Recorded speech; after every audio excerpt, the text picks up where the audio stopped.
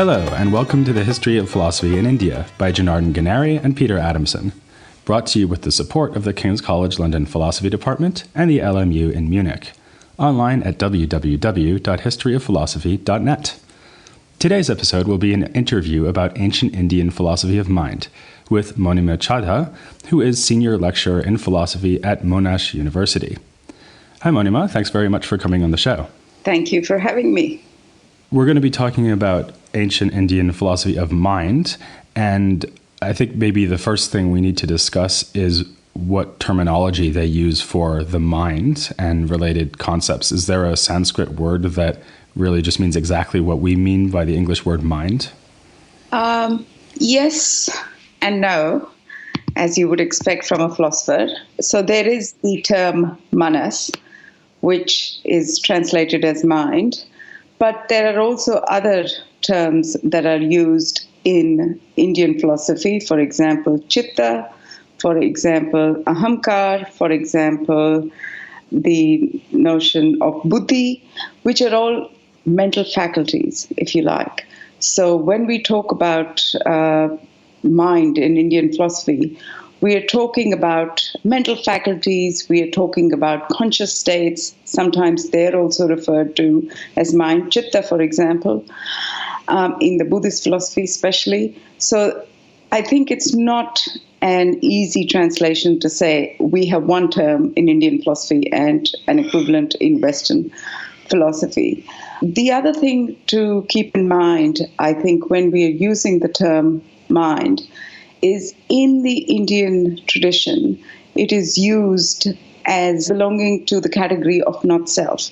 So in the Indian tradition, the main divide is not between mind and body, rather it is between the self and the not self.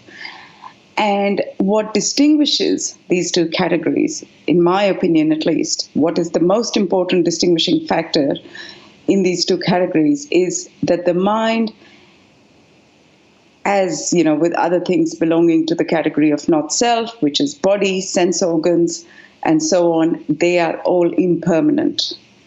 Whereas the self is something which is permanent, even eternal for some of the Vedic schools.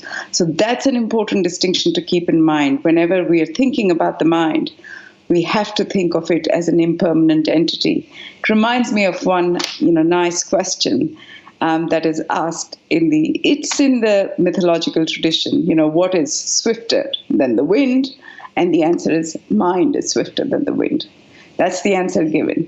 But mind is not something, we do not need to think of it. In Western philosophy, we often use the terms mind and self and person interchangeably. We shouldn't make that mistake when we are thinking about Indian philosophy because it belongs to a different category altogether. That really then sets up the concept of the self or the mind as a key debate in ancient India between the Buddhists on the one hand, who deny the existence of a persisting self, and the Vedic schools on the other, who insist upon it. And I'm wondering if it's really safe to think about that as a debate about the mind, because in the Vedic tradition, we sometimes have a distinction between the mind and the self. So is that really a debate about the philosophy of mind? Here is how I like to think about it. The debate is about whether, there is a self or not. That's how the debate is characterized.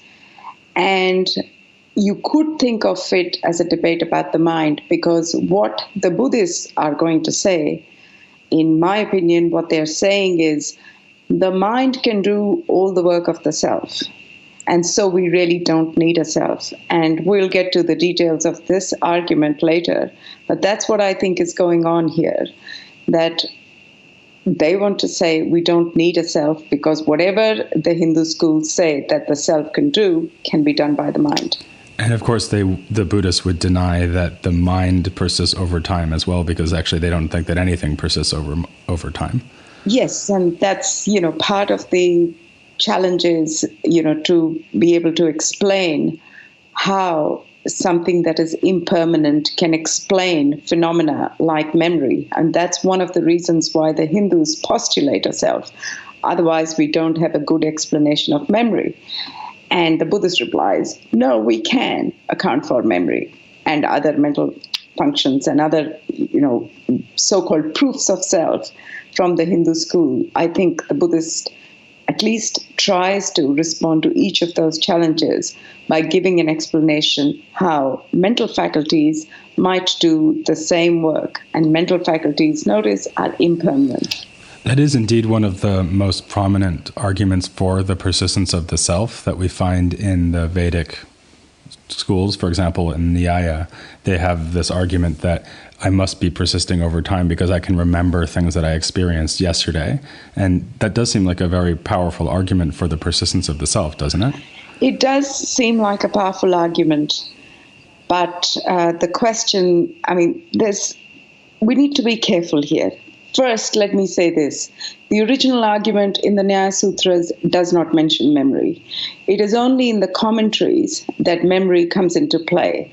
The original argument is just that we need an explanation of desire.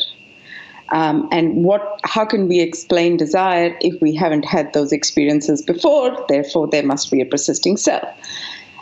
In the discussions, in the commentary, you do get a mention of memory. And I think in the commentaries, you get specifically the mention of what is called episodic memories, which is not just remembering facts about the past, but remembering episodes in the past. So, for example, I can remember that, I was the one who was singing on my 40th birthday.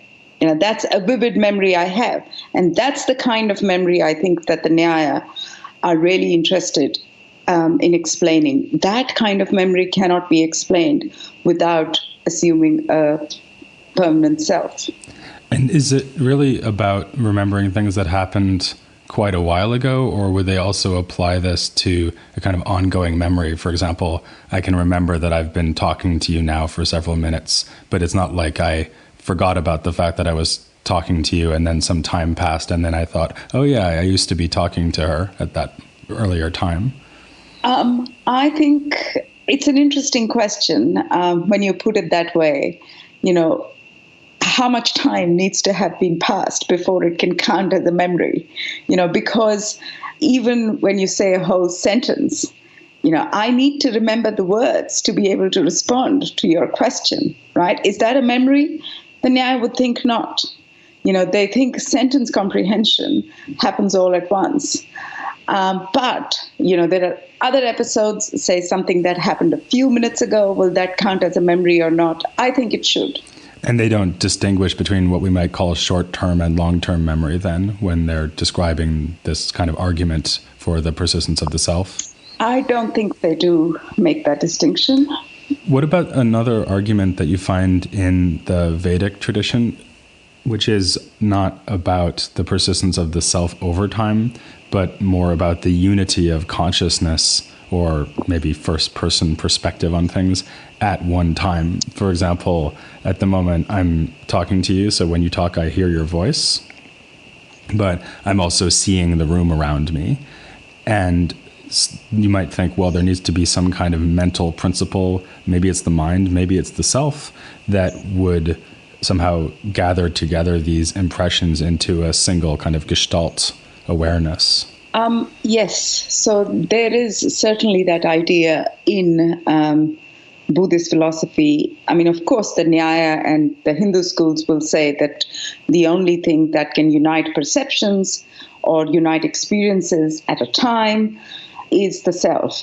The Buddhists will say, well, there is the mental faculty of what they call the eighth consciousness or the storehouse consciousness, Alevigyan, as it's sometimes called, that can account for synchronic unity of experiences. So why are experiences happening at the same time seem to be united?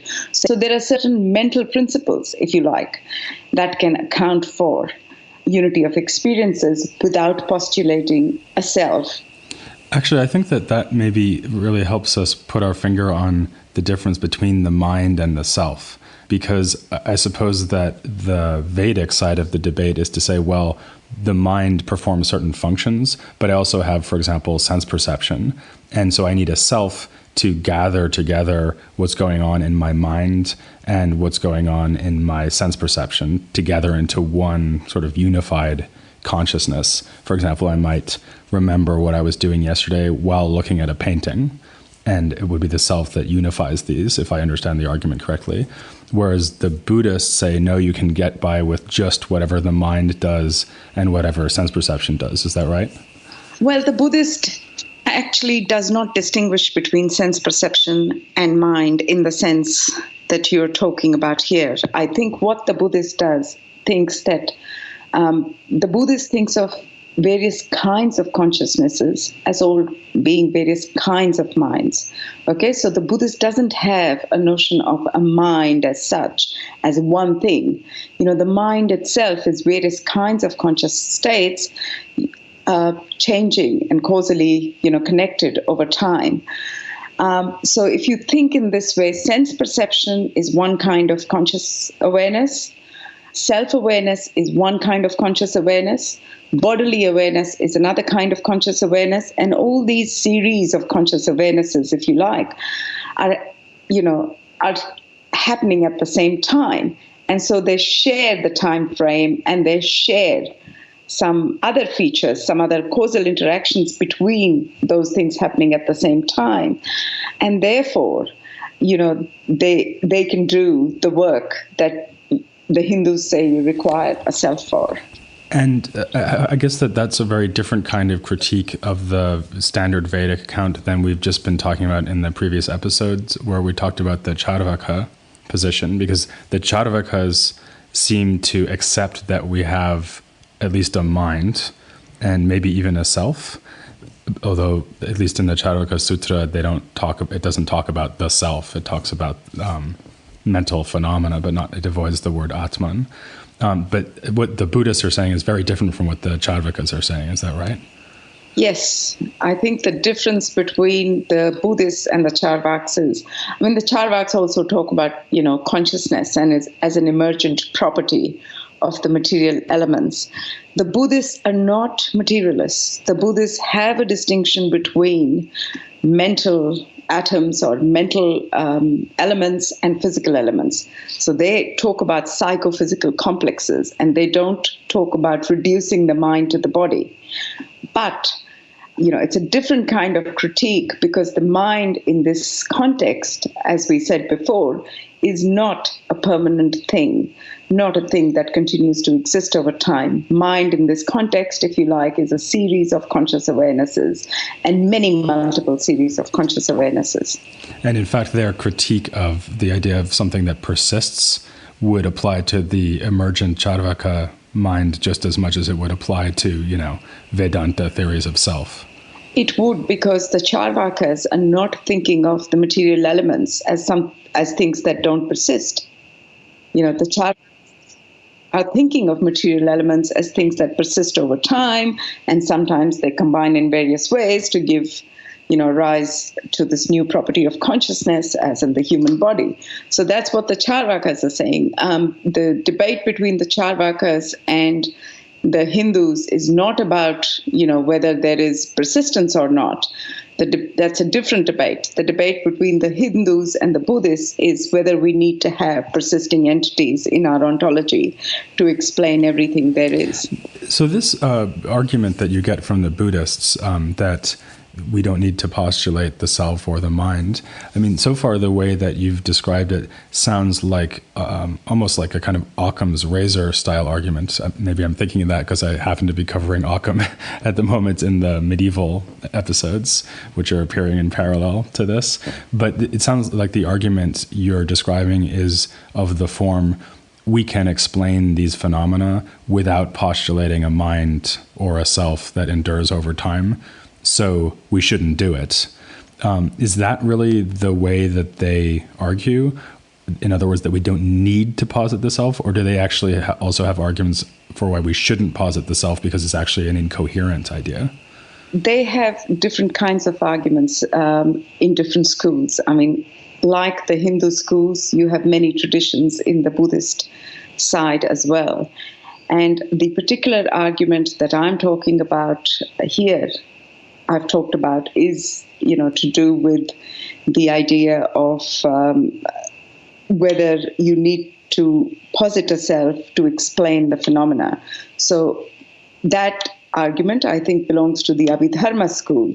And Vasubandhu tries out that argument by saying, for the Abhidharma, anything that is real, or the criterion of reality, if you like, is that to be is to be causally efficacious.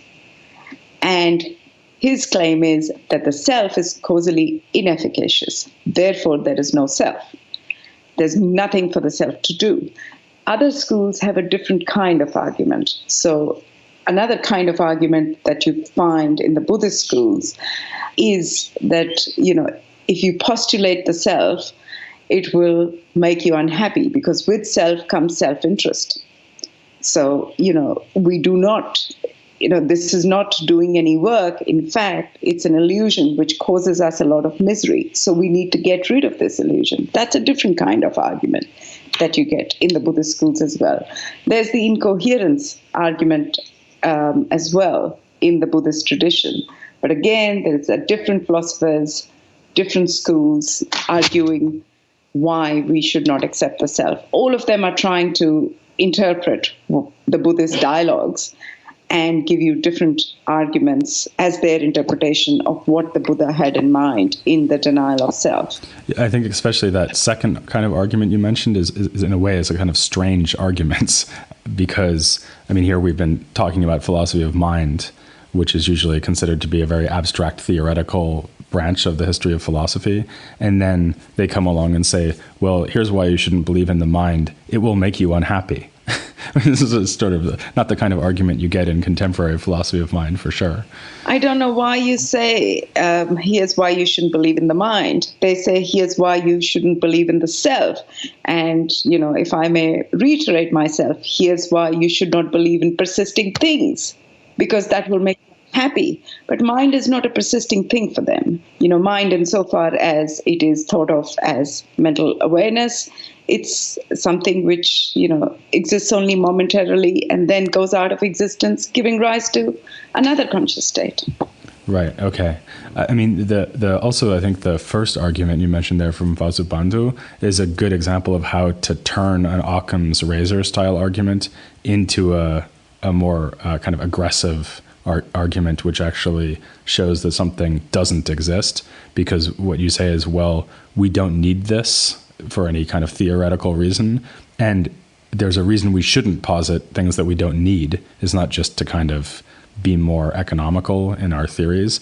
It's because what it means to exist is to be causally efficacious or something like that. And so you sort of bootstrap from the Occam's razor style argument to an argument against the existence of the self. Yes, and I think, aggression is a feature on both sides of the debate. The Hindus are no better when they're debating with the Buddhists. I remember an exchange we were having in the philosophy East and West, and one of the Buddhist philosophers who did not agree with my view, was making points. But the Nyaya philosopher who did agree, Stephen Phillips, who's a professor in Texas, said, Chadha might not be right, but against the Buddhists, everything is fair.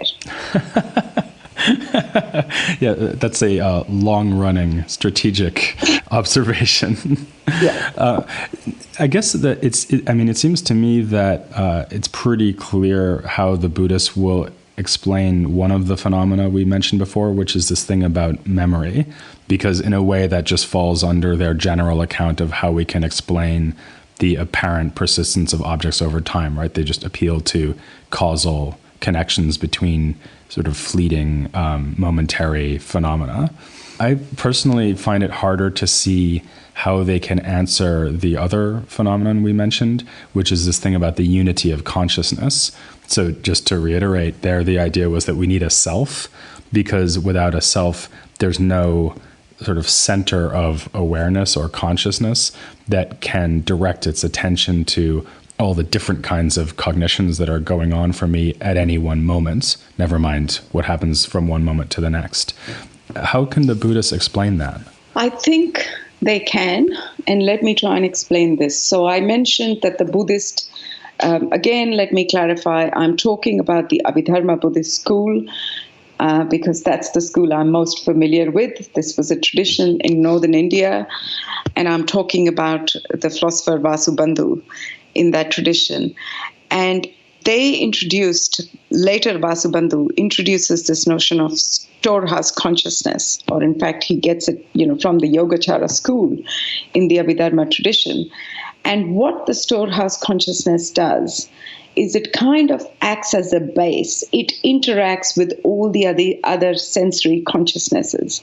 So what they say is there is a two-way interaction happening between the sensory consciousnesses, so, the eye consciousness, the olfactory consciousness, the taste consciousness, if you like, and the storehouse consciousness, in the sense that the storehouse consciousness behaves like a base, which helps the other consciousnesses, and in turn those consciousnesses, so whatever objects they have, they feed that back into the base. So there is a two-way interaction happening. So all the sensory consciousnesses share this common base, if you like. But this base is not a persisting thing. It's also, a changing consciousness like every other consciousness. So it's almost like the Buddhists would say, just taking Vasubandhu as an example, but I guess it would be a more general Buddhist approach, would be to say what you can do with your kind of transcendent single self that's overseeing everything, we can do by appealing to the interrelationship between different components of the momentary person, if we're willing to use the word person. Is that basically the idea? Yes, that's exactly right. And speaking of the idea of a person, as you said, they do accept mind in the sense of a momentary kind of cognition. And is that so? Just taking Vasubandhu as an example, something you've written about is that this momentary mind is really what does the work of a self or a person. So would Vasubandhu say that I am my mind? Or would he not be happy with that kind of formulation? I don't think the Buddhists would be happy with that kind of formulation, because the Buddhists don't like this notion of I. They, clearly want to say that the I is a fiction. It's an idea that we impose on what is really real, and this idea, this imposition, this conceptual imposition causes a lot of suffering, because with I comes me and mine and the notion of ego, my self-interest and so on. So it's really a kind of, you might say a kind of reductionist or eliminativist account then, is that right? Because, yes. to go back to Charvaka again, they think that somehow mental life emerges from the elements, but they don't say, well, therefore mental life is unreal. They're happy to say that it's real and it's a real phenomenon that really emerges from the elements, whereas the Buddhists really want us to abandon all thought of the self, of the I. Mm-hmm. Yes, I think that's right. They want us to abandon all thought of the I, because they think it's going to bring you pain and nothing more. Finally, just in conclusion, how do you see all of this contributing to the contemporary debates in philosophy of mind? Obviously, some of the issues and concerns we've discussed, for example, this desire to be liberated from suffering. I don't remember ever going to a talk by a contemporary philosopher of mind and having the philosopher of mind start talking about liberation from suffering. So that seems like at least a different kind of motivation. But do you think that there is a contribution from these ancient debates that could help us maybe reframe the contemporary discussion or in some other way contribute to it? I think so. And that is what, is basically my interest in studying Buddhist philosophy. So here's an idea. You said, they're not concerned with liberation. Surely they're not concerned with liberation, but they are concerned with the notion of moral responsibility. They're concerned, and with moral responsibility comes the idea of an agent of action. In the Buddhist way of thinking about things, if you give up on the notion of persons or self, you also give up on the notion of an agent of action. And the Buddhists are quite happy to say that. What is the work? Let me sort of give you a detailed argument from Vasubandhu's text, which explains that we don't need a self. Says, suppose there is, you see a mango, what happens? There's a sense perception of a mango, a desire for mango arises, that, causes, you form an intention to get that mango, that causes certain bodily actions to happen, and you procure the mango and you satisfy the desire. Where is the agent in all this? There's an interaction between mental and physical states, and that explains the action. Why do we need an agent? So for them, moral responsibility, which is certainly something, the philosophers of mind are interested in. They're interested in the notion of moral responsibility. They're interested in the notion of agency. There's huge discussions about, the sense of agency. The Buddhist just says the sense of agency, or at least, let me say more carefully, some Buddhists want to say that the sense of agency is also an illusion and there is nothing that we need to account for. There is responsibility that can be taken care of by the causal relations, but we don't need to posit these agents, which are the bearers of moral responsibility. Yeah, actually, given that so much of contemporary philosophy of mind does tend in the limitivist, or at least a kind of supervenience theory kind of direction, there seems to be a lot of interest in how far we can get away from these traditional, more Cartesian ideas about the self or the mind. Can we reduce it to something purely material and so on? And so in a way, even if the Buddhists came from a very different kind of original set of motivations, their drive to eliminate apparent mental phenomena in some ways actually fits into the contemporary debate very nicely. I think so. And I think there are other contributions they can make. One is the idea of there isn't, for the Buddhist, I think if you think carefully, there's not just the conscious state and the unconscious states. There is, degrees of conscious awareness. There's levels of consciousness. And I think that's an idea that contemporary philosophy of mind and even the sciences of the mind can do with looking at more carefully, what are the degrees of conscious awareness, rather just saying, you are either conscious or unconscious. So, for example, right now, one is conscious of, one's body, not directly conscious of, but the moment I mention it, it comes into my awareness, and it probably has come into yours as well. So that's the kind of, that's another idea.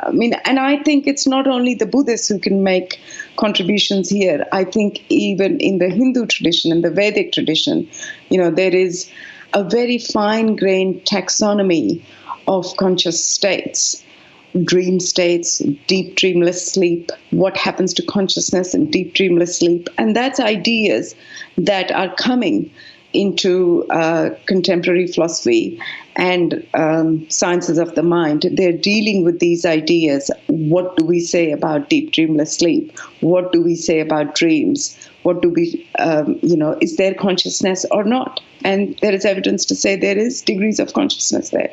So I think, there are a whole lot of ideas that can inform current debates. So it's not just an interest in the history of philosophy.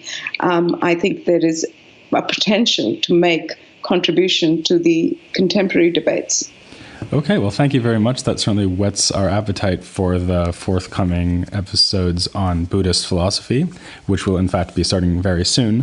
First, we're going to actually change tack a little bit, because before we start talking about the Buddhists and the Jains, we're going to be taking a look next time at ancient theories of aesthetics in drama, poetry, and music.